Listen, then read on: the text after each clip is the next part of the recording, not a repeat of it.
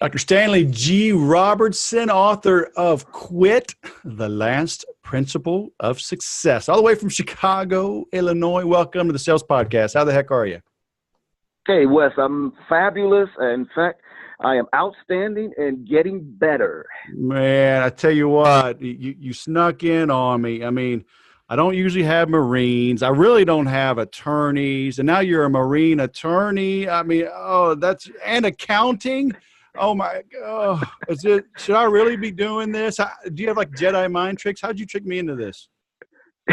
Well, actually, when we first talked, you did not want to do this. And then once we talked for a minute and I gave you an idea, a little bit more explanation of what the concept of quitting was all about, then you said, hey, you know what? This makes a lot of sense. Let's do it. All right. So I got your book here. Thank you, sir. So your website is Quit, The Last Principle of Success. What are you talking about? Thomas Edison said we got to do it 10,000 times, and we got to put in 10,000 hours to be an expert, and we got to turn our weaknesses into our strengths. And now you're saying we should quit? Absolutely. What I'm saying now, I am not one to go against Thomas Edison. So if Thomas Edison is saying do it 10,000 times, I'm going to say, yeah, that sounds really wonderful. Let's do it 10,000 times. However, what Thomas Edison was doing when he said let's do it 10,000 times is he was talking about he had a goal. His goal is, for example, to invent the light bulb or the filament or whatever it is he's trying to do. So he was not talking about, and I'm not talking about quit going for that goal. So in other words, I would not suggest that Thomas Edison quit trying to invent the light bulb. But I would say that every single one of those 10,000 times, on time number one, Edison was doing something. Whatever he was doing, he discovered at some point, this is not going to work. And what did he do? He quit. So in essence, Edison quit 10,000 times because he could have proceeded on the path number one, path number two, path number three. And I am suggesting that when we try to reach our goals, when we reach the point we understand this is not working, then we need to stop. We need to disengage from that thing and then figure out the next thing. And that's what Thomas Edison did. So my suggestion is that we, in fact, Americans, need to be a nation of quitters. We need to quit fast and quit often. And that's what Thomas Edison did. Gotcha. So, but how do we know maybe the electric or the incandescent bulb was just impossible? How do we know? I mean, for hundreds of years at least, I mean, man-powered flight was impossible, right? I mean, the internal combustion engine had to be made and other materials for strength of the frame and whatnot had to be made. So even if something isn't overall impossible, maybe it's impossible right now or even for our entire generation. How do you know the difference? How do you know it was the wrong test? You got to tweak the filament, make it a little bit thicker, make it a little bit thinner, blah, blah, blah, versus, oh, give it up and go invent a new typewriter. Right. Well, I think there's two pieces to your question.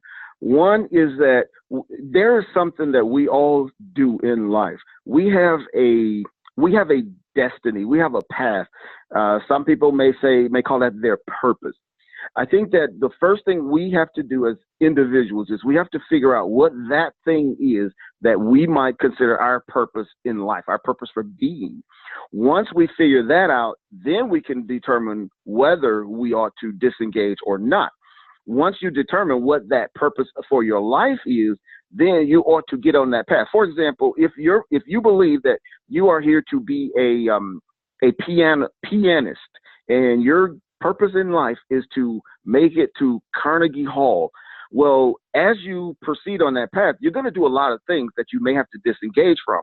However, if you feel that your purpose is to be on the stage at Carnegie Hall and your fingers flowing effortlessly across the ivory keys, then you're going to have to continue on that path. On the other hand, there are many things you're going to do along the way. There's teachers you're going to engage. There's lessons you're going to take. You may engage in other activities, but any activity that takes you off of that path toward your life's goal, those are the things you have to disengage from. Now, so I say that there are times when you should recognize when to quit and when not to quit. So as I mentioned, the main thrust is that this is my goal in life. If that's your goal, it's kind of like if I'm going to go from Chicago to Florida, if I'm going to make that trip, I'm going to have to stay on the path. Now, there's going to be roads that take me off and sidetrack. Those are the times when I need to recognize I'm veering off the course. I need to quit and get back on track. So the specific things that I recommend that you should know when to quit is, for example, if you're working on something, and even if you consider this is my life's goal, and you get to the point where the thing that you're working on is either a dead end or that thing is causing you, like you dread doing it. When Thomas Edison was inventing the light bulb, I would presume that he enjoyed that experience, whether it was the successes or the failures. He had some kind of fulfillment out of that activity. If you're working on something and you're not getting any enjoyment, it is a dead end. You dread doing it. When you go to sleep at night, when you get up in the morning, while you're doing it, it's dread. You're stressing. Then that's a time when you should be quitting that activity and thinking about something else that you need to do. Now, on the other hand, I'm not suggesting that we should quit just because it's hard or just because it takes a long time to achieve. That is when you should not quit. Now, that's going to just build character. The thing is hard. It's taking a long time to reach your goal. You should not be quitting just because of that. That's going to help you. That's going to build your character. That's going to make you more competent in your subject area. So those are times when you should not quit. But again, you ought to think about disengaging if there's no future in it, if it's a dead end, if you dread doing it, and there's other reasons and other times when you ought to think about quitting something. But I mean, how do you know, right? My family likes watching American Idol, right? And there's people that like that they'll return to the show 2 or 3 times, and they'll make it to Hollywood. They just won't make it to the top 20. Right. But obviously they're good, but are they good enough? Are they good enough to make a living, to have a life as a musician? I mean, you see stories all the time. Hey, I'm a 10-year overnight success. I'm a 20-year overnight success. Should they just go back to school? Should they just go work in a cubicle? Should they be a music teacher? Because there's no such thing as an overnight success. Right. Everybody that's working toward their goals, whether it's 10 years, 20 years, whatever it is, that person is doing something to get them where they want to be. And everything that you're doing is adding. When you do something, our life is built on a series of experiences. So when you do the first thing in life and then you do the next thing, those two things link together. They actually couple up to give you the experience that you need to do the next thing. And you continue doing that. So every experience builds on your prior experiences, and then they all join together to put you where you are today.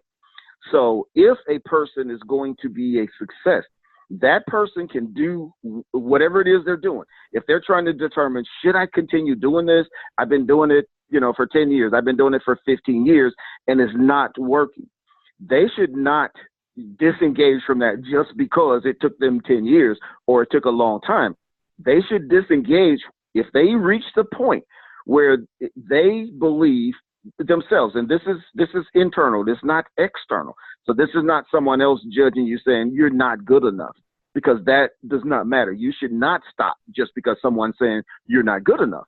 But if you decide for yourself that this is no longer bringing me joy, in other words, you ought to engage in the journey, not so much the destiny.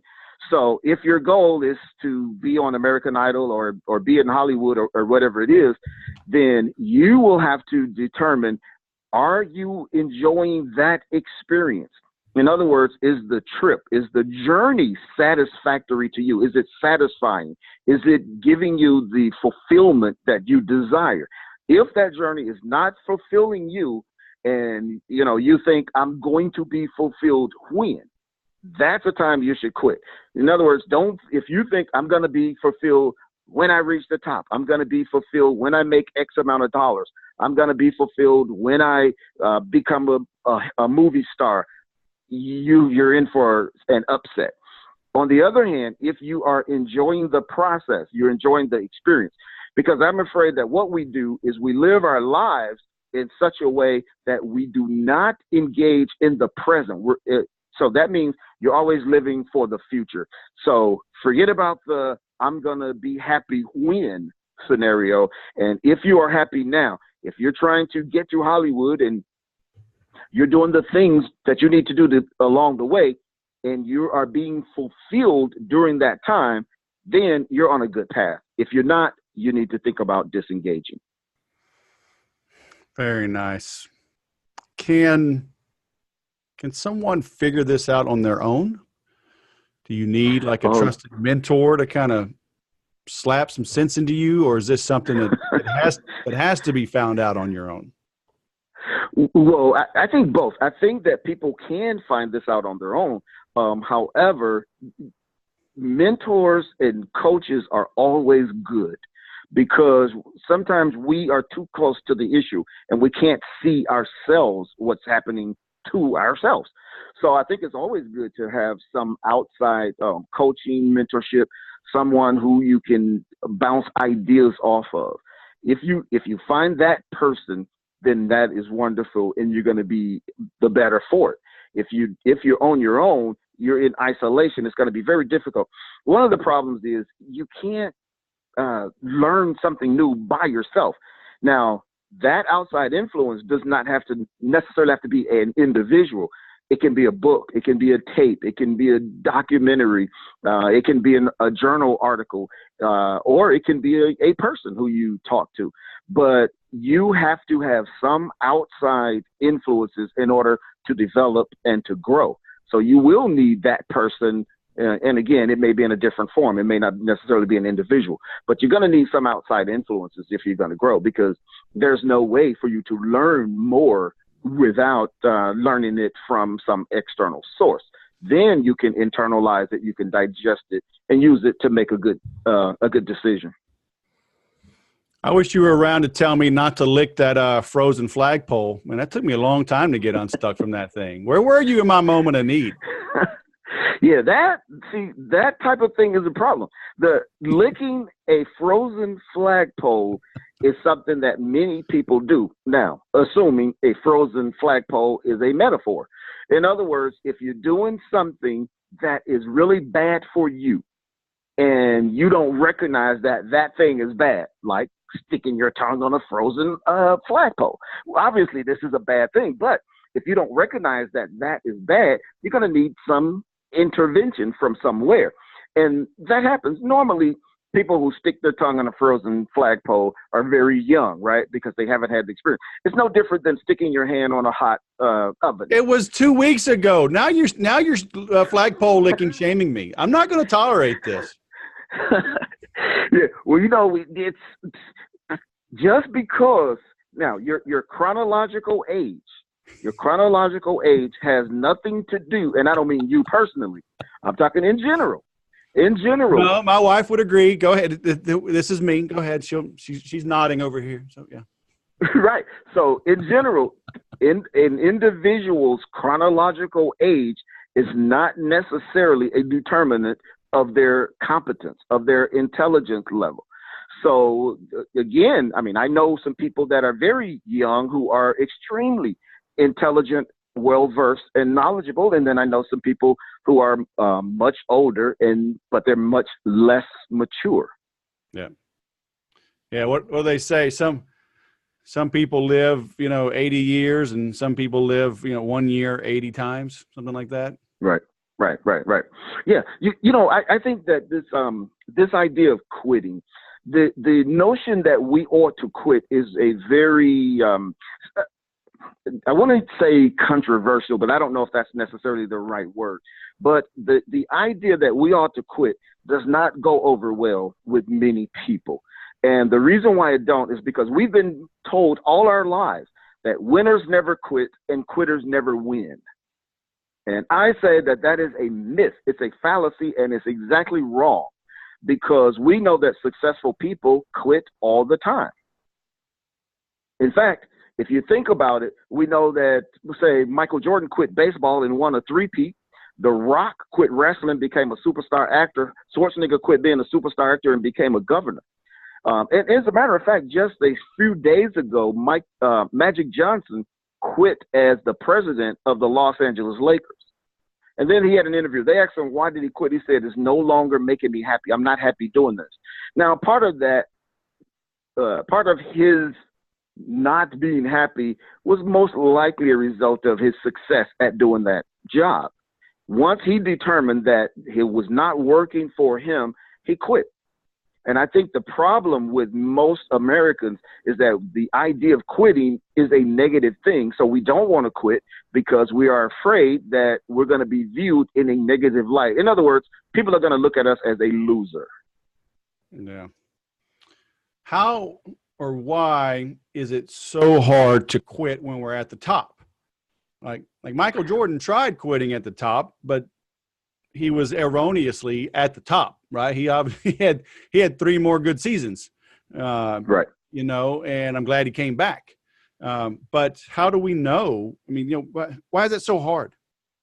Why do you see so many go like well beyond it? At least sports is an easy metaphor, but maybe even in business, you see CEOs hang on too long.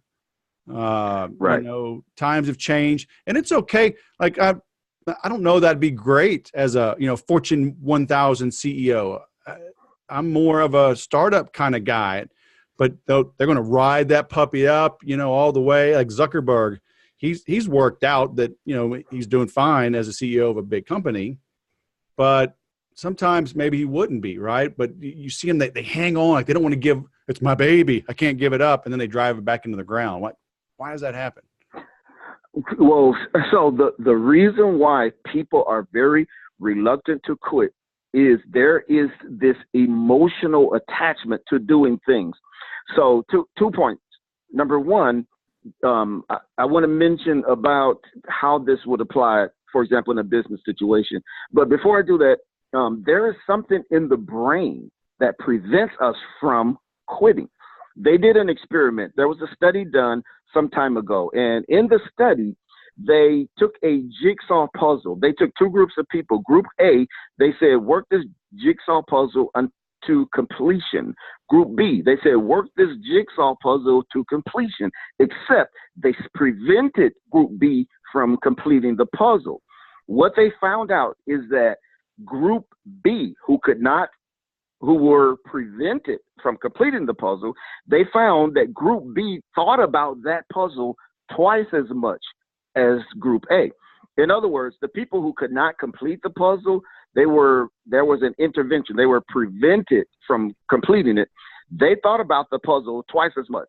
The people who completed the puzzle, it was complete and they moved on with their lives. So the other group who did not. So you mean they just literally walked in and said, okay, thank you for participating. We got to go now. And they left it incomplete? Correct.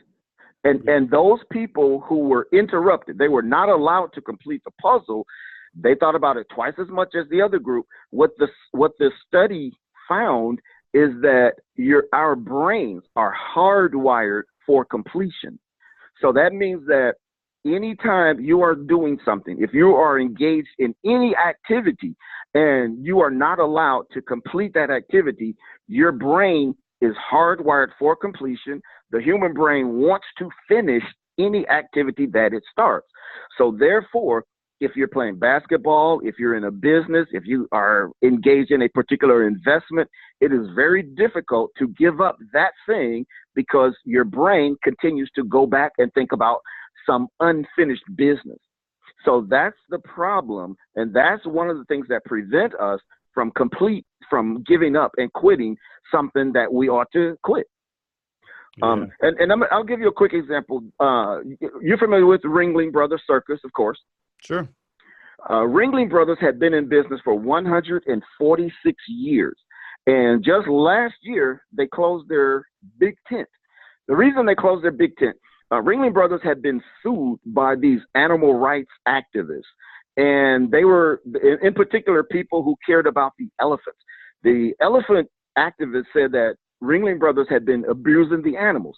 So they were tied up in court for 14 years. It cost them over $26 million fighting these lawsuits. Eventually, Ringling Brothers went out of business. And when they asked the owners of Ringling Brothers what happened, Ringling Brothers said, well, we knew that the animals were bad for the circus, and we know they were bad for business, but we couldn't give it up because we feel that animals are so integral to the circus. In other words, you can't have a circus without animals.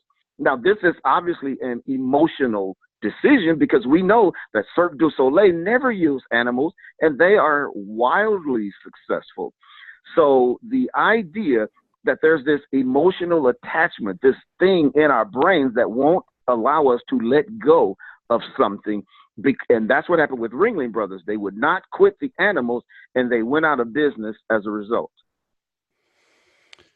So were they just too stubborn? I mean, they couldn't bring in an outsider. They couldn't run a study, some kind of survey, something to go, hey, animals aren't that big a deal. I mean, they already had trapeze artists and whatever, the dude on stilts, and seeing Cirque du Soleil. I mean, how come they can't put two and two together and go, hey, we're already doing some exciting things. Let's just do more exciting things.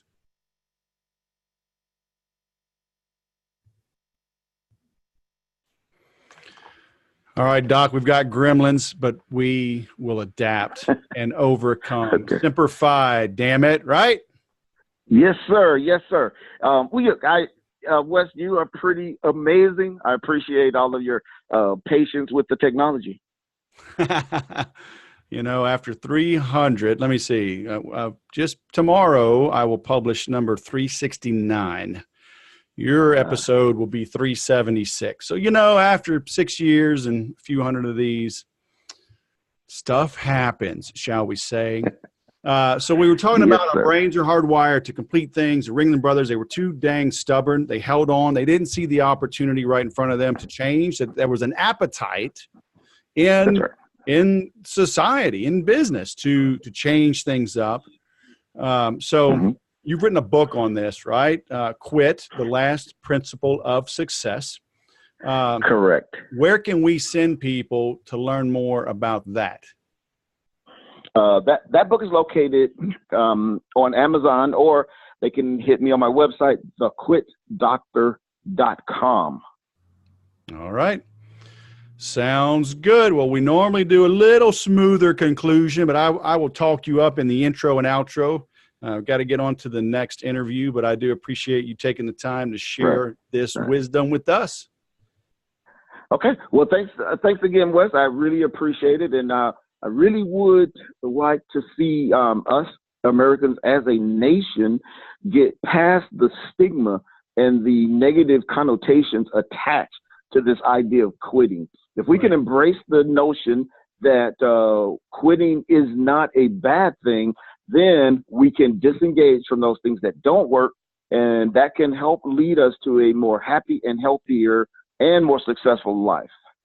Sounds good. I agree. Well, thanks for coming on the show. Have a great day. Okay, thanks. You too. All right, bye-bye.